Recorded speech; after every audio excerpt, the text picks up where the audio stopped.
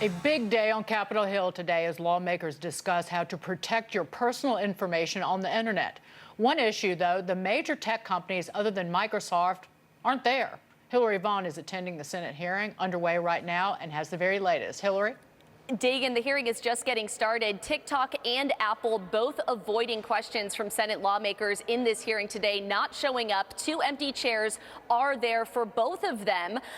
The committee is hosted by Senator Josh Hawley. He's the chairman of this committee, and they're looking at how big tech exposes user data to bad actors like China. TikTok is a social platform that lets users record 15-second videos edited with stickers and graphics.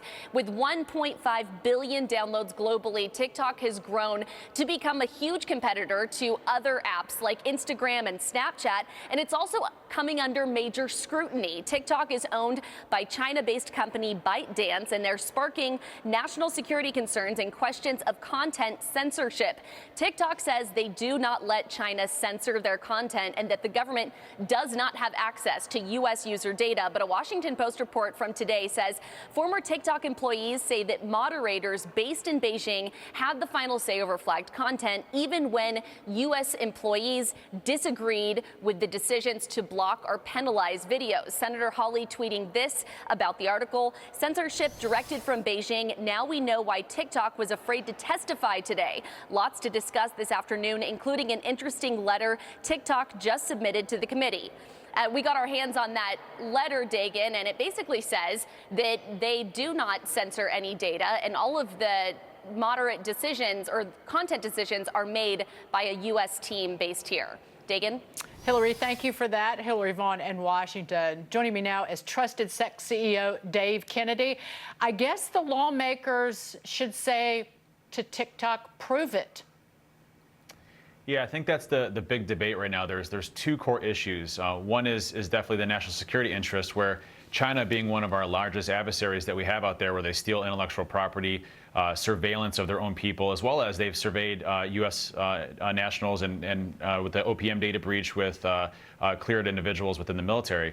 And so that's one major issue around the national security front, but the area around our First Amendment rights around freedom of speech is also the other large concerning issue. We've seen a lot of censorship within Hong Kong, especially with Beijing, and them pushing those types of activities. So the concern right now is what type of censorship is happening, and TikTok really hasn't provided any internals of how their company actually operates or works. And that's a major concern for us here in the United States, especially as that application continues to grow in a substantial amount of popularity. And this just highlights the issue of how, with these acquisitions, the growth of these companies and their power and what they're doing with the data, whether it's a company, a parent company based in China, or even one here at home, it highlights how regulators look the other way and don't pay attention. And I just think about people are upset with the size of Facebook, but where were the regulators when it was acquiring Instagram and WhatsApp?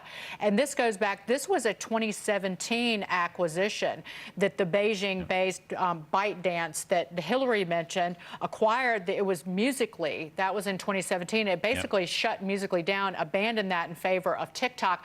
But again, TikTok has exploded in popularity, and then people have to step back, bipartisan support in Washington, and say, wait a minute, we need to know what they're doing with this data and how they might be censoring American citizens.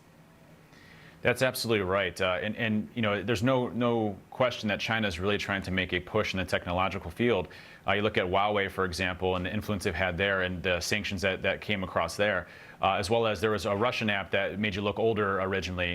You know, this data is being shared pretty much freely with these different organizations and potentially the government.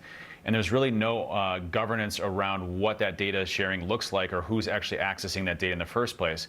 And I'd be interested to see if TikTok is willing to be transparent. Where do they store the data? Who has access to it? And really show the processes that they have in place, which they really haven't done, aside from saying that no one has access. You know, we have U.S. employees that filter those and look through those. I'd be really interested to see how that actually pans out and if that's actually true. Right, and how many more reporters get on this story, like those two reporters at the Washington Post who Hillary mentioned. Dave, thank you so much. It was great to see you. Thanks for having me. Appreciate it.